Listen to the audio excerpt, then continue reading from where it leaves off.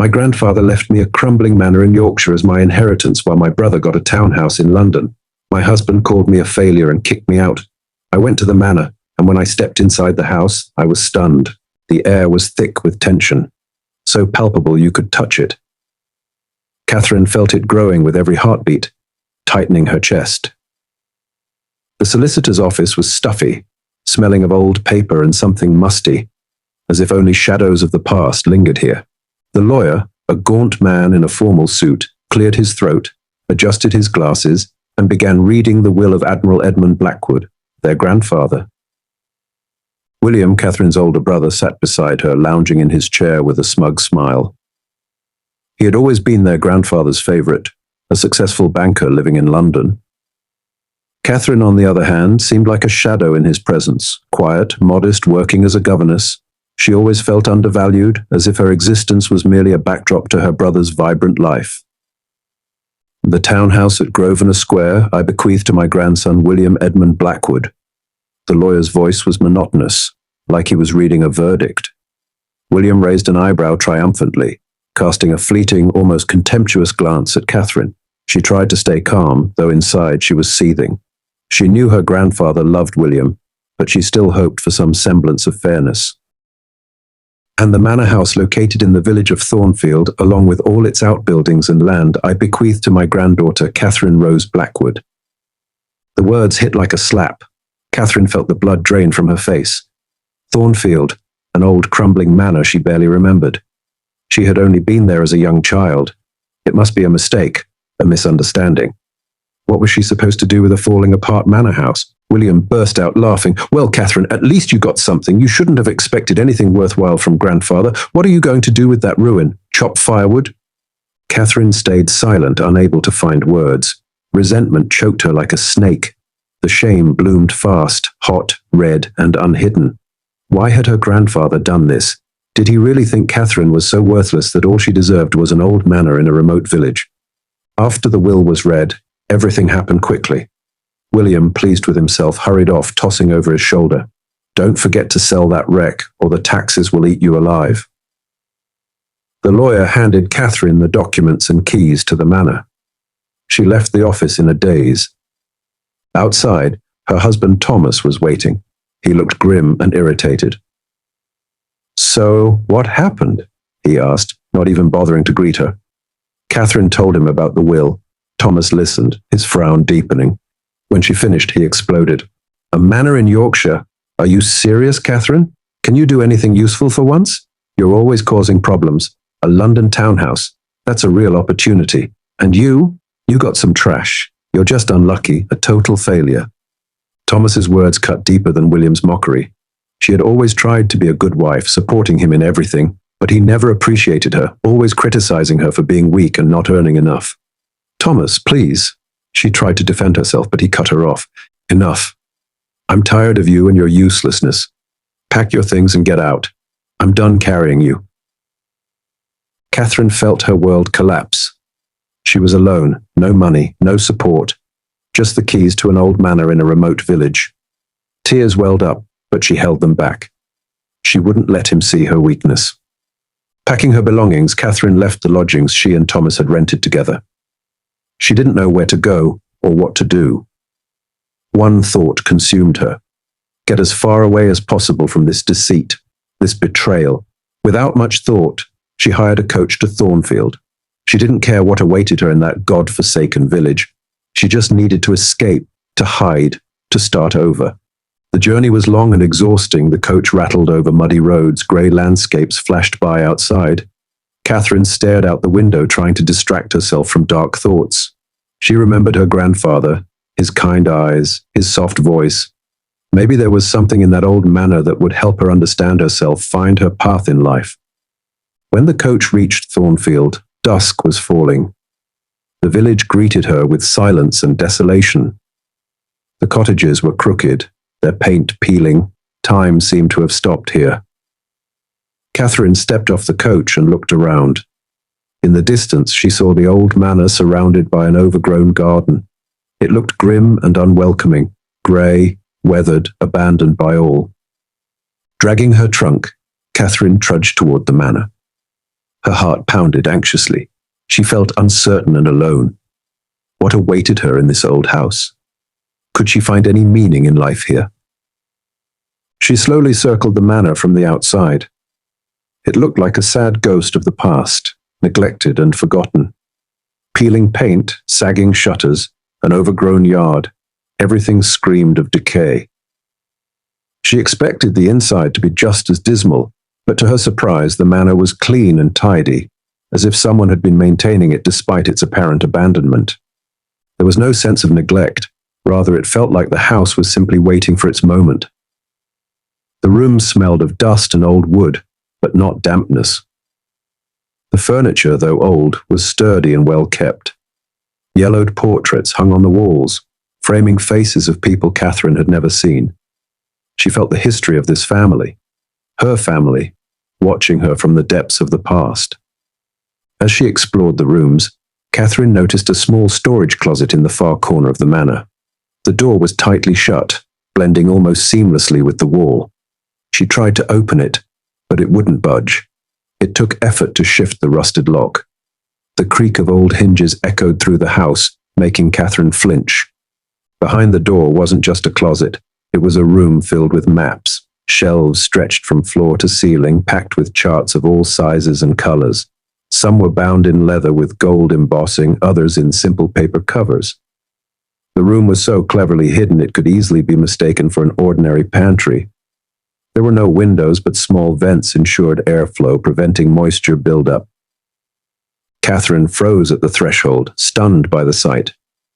She had no idea her grandfather had a map room, let alone one this vast.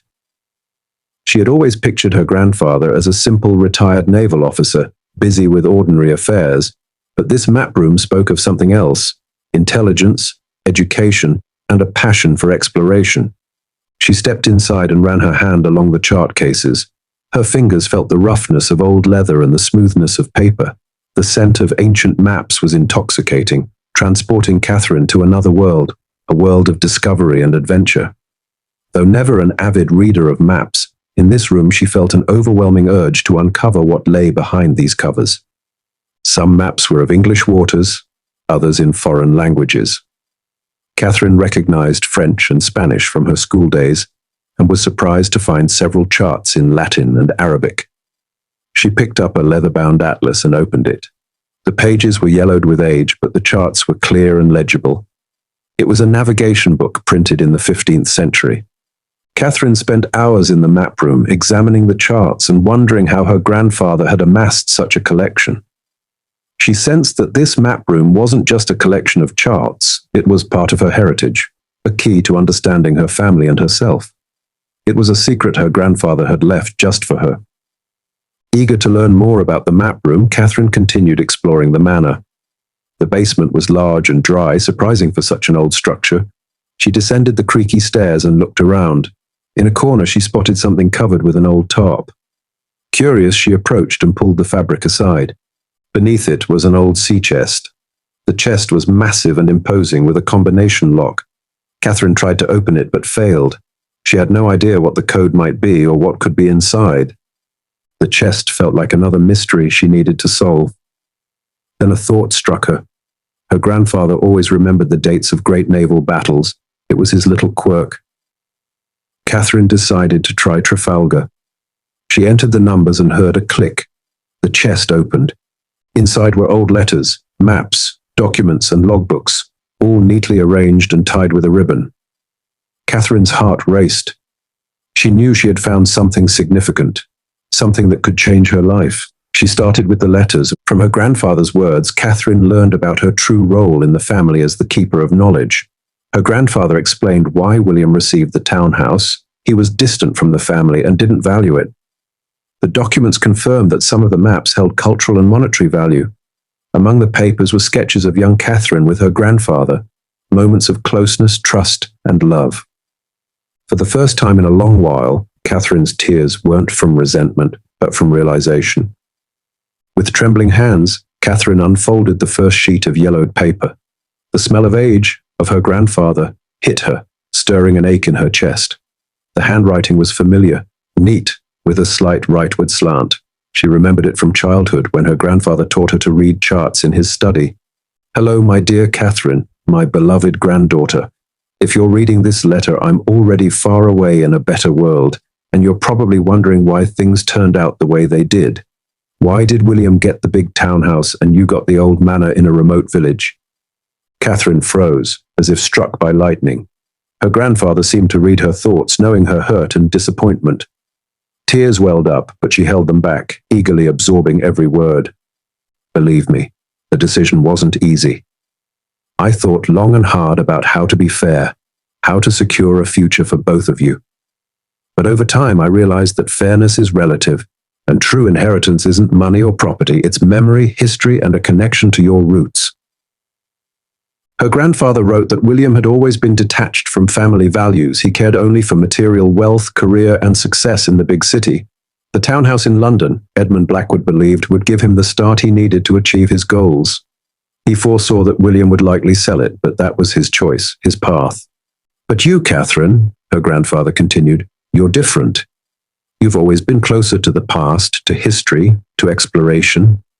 You felt a connection to the old ways, to our ancestors. Do you remember how we studied old charts together? How I told you stories about our family, about those who sailed these waters before us? I saw in you that spark, that love for what's ours, capable of preserving and enriching our legacy. Catherine swallowed the lump in her throat.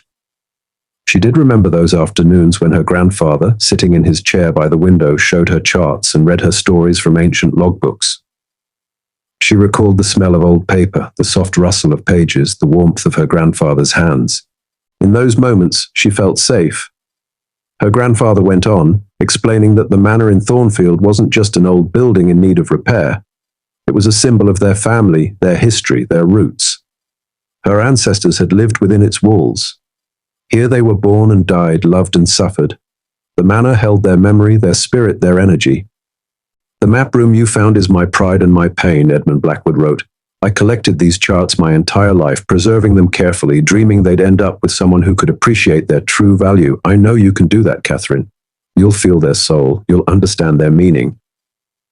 In the next letter, her grandfather detailed where to find documents proving the map's value, old catalogues, expert appraisals, letters from renowned collectors and historians.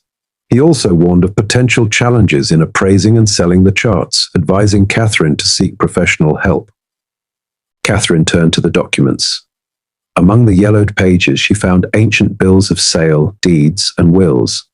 One mentioned that some maps had belonged to a prominent naval family that owned these lands before the enclosures. Another document revealed that several charts had been gifted to the collection by Captain James Cook himself. Gradually, Catherine grasped the magnitude of her inheritance. This wasn't just a collection of old maps. It was a true treasure trove of immense cultural and historical value.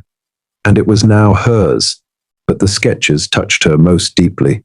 In an old portfolio, she found countless images of herself as a young girl with her grandfather, Edmund Blackwood. There they were walking through the village, looking at old buildings. There, sitting by the river, fishing. There, baking bread in the kitchen, laughing and talking. In one sketch, Catherine saw herself at about 7 years old, sitting on her grandfather's lap, listening intently as he explained a chart. Her face showed wonder and amazement, her eyes filled with boundless love and trust, while her grandfather's face radiated tenderness and care. At that moment, Catherine broke down. She couldn't hold back the tears any longer. They streamed down her cheeks, hot and plentiful, washing away the resentment, disappointment, and insecurity from her soul. These weren't tears of despair, but of realization, realizing she wasn't alone, that she had roots, a family, a grandfather who loved her and believed in her. She understood that her grandfather hadn't just left her a manor and a map room. He had left her love, wisdom, and faith. He had given her the key to her own heart, her own soul. Catherine wiped her tears and looked at the sketches again. Now she saw not just images, but a reflection of her own story, her own destiny. She knew her place was here in this old manor, in this quiet village. Here she would find herself. Here she would find meaning in life. Here she would be happy. Catherine made a firm decision. She wouldn't sell the manor. The thought took root in her soul, strong and unwavering, pushing out doubt and fear. She would stay in Thornfield, breathe life into the old walls, restore the manor to its former glory, not for money, not for revenge against her brother, but for herself, for the little girl in those yellowed sketches who clung trustingly to her beloved grandfather. Her first step was finding a craftsman. The locals, initially wary of her, began to warm up, seeing her genuine desire to revive the abandoned manor. An elderly woman named Agnes, whose cottage was closest to Catherine's, recommended a builder from a neighboring village. "John," she praised. "He's got skilled hands, and he treats old things with respect." John was a man of few words, but knew his craft. After inspecting the manor, he shook his head. "There's a lot of work, but the manor is solid. It'll stand for years." Catherine sighed with relief. They agreed on a price and timeline, and he promised to start within a week. Next, Catherine tackled the map collection's appraisal. Knowing she couldn't assess the chart's value herself, she decided to contact experts. She found several antiquarian map dealers in London and sent them sketches of the most intriguing charts. A response came surprisingly quickly. One dealer expressed interest and offered to send an expert to evaluate the collection in person. The expert arrived 2 days later, a young man in spectacles who introduced himself as Mr. Harrison. He carefully examined the map room, flipping through charts and jotting notes in a notebook. Catherine watched him, her heart pounding. Finally, Mr. Harrison looked up and smiled. "You have a real treasure here," he said. "Some of these charts are unique." Catherine barely suppressed a gasp. "For example, this one," Mr. Harrison said, pointing to an old, leather-bound atlas with a crest. "In this condition, it's extremely rare." "How much could it be worth?" Catherine dared to ask. Mr. Harrison paused. "It's hard to say exactly, but I'd estimate no less than a London townhouse," he replied, looking her in the eye. Catherine's heart raced. One atlas. How many more were in the map room? The realization of her inheritance's value filled her with awe and excitement. Mr. Harrison offered to help with the appraisal and sale of the charts, explaining about auctions and private collectors willing to pay top prices for rare editions. Catherine thanked him, but asked for time to think. She hadn't decided what to do with the map room. Sell it all at once, sell it gradually, or perhaps turn the manor into a library. That same day, Catherine decided to contact Uncle Robert, her grandfather's old friend mentioned in one of the letters. She found his address in an old book from the chest. Uncle Robert was delighted to hear from her. He remembered Catherine as a little girl and recalled her grandfather, Edmund Blackwood, with fondness. "I always knew there was something special about that manor," he said. "Your grandfather was a wise man. He always said the greatest wealth isn't money, it's memory." Catherine told Uncle Robert about the map room, the letters, and her plans to restore the manor. He listened attentively and offered his help. "I may live far away, but I'm always ready to give advice," he said. "I have connections. I can introduce you to the right people, help you navigate the paperwork." Catherine was grateful for Uncle Robert's support. She felt she wasn't alone in this, that she had an ally who shared her love for family history. That evening, her post arrived. It was William. "Hey, Catherine," she heard his voice. "How's it going out there in the countryside?" "Everything's fine, William," Catherine replied calmly. "How's your townhouse?" "It's fine," William said evasively. "Listen, I was thinking, maybe we got upset over the inheritance for no reason. What if we swapped? You give me the manor and I'll give you the townhouse." Catherine smirked. "You know, William, I've been thinking a lot too," she said, "and I've decided I'm happy with what I have. I like the manor." "But there's nothing there," William protested. "It's just a ruin." "It has something far more valuable than any townhouse," Catherine replied. "Memory, history, and I'm not trading that for anything." Silence hung on the line. William clearly hadn't expected that response. "Well, suit yourself," he muttered finally. "Don't come crying to me later when I warned you." "I won't," Catherine said firmly and hung up. She looked out the window. Night had fallen. The manor was quiet and cozy. Logs crackled in the fireplace, casting dancing shadows on the walls. Catherine felt a new, unfamiliar sensation. Inner freedom, confidence, pride in herself and her family. She no longer felt deprived, unhappy, or abandoned. She was the master of her fate, her manor, her inheritance, and she knew she could handle whatever lay ahead. For the first time in a long while, Catherine smiled genuinely from the heart. She stood up, walked to the window, and gazed at the starry sky. It felt like among the stars she could see her grandfather Edmund Blackwood's smile, and that smile gave her strength to move forward. Catherine returned to the fireplace, picked up an ancient chart, and unrolled it carefully. She began to study it. With every line, she sank deeper into the world of the past, her family's world, a world she was only now beginning to understand and cherish. She felt a growing curiosity for exploration, geography, and history. She realized her grandfather hadn't just left her a manor and a map room. He had left her a key to self-discovery, to finding herself. And Catherine was ready to use that key. Catherine would stay in Thornfield, restore the manor, study the map room, learn everything about her family, and she would be happy. It was her choice, and she was certain it was the right one, because it was made with her heart. Catherine rolled up the chart, turned off the lamp, and went to bed. She fell asleep quickly and deeply. In her dreams, her grandfather smiled and said, "I always believed in you, Catherine. You can do anything." And Catherine believed it. She truly could do anything because now she had a purpose, and that purpose was more important than anything in the world. The next morning, Catherine woke up feeling light and joyful.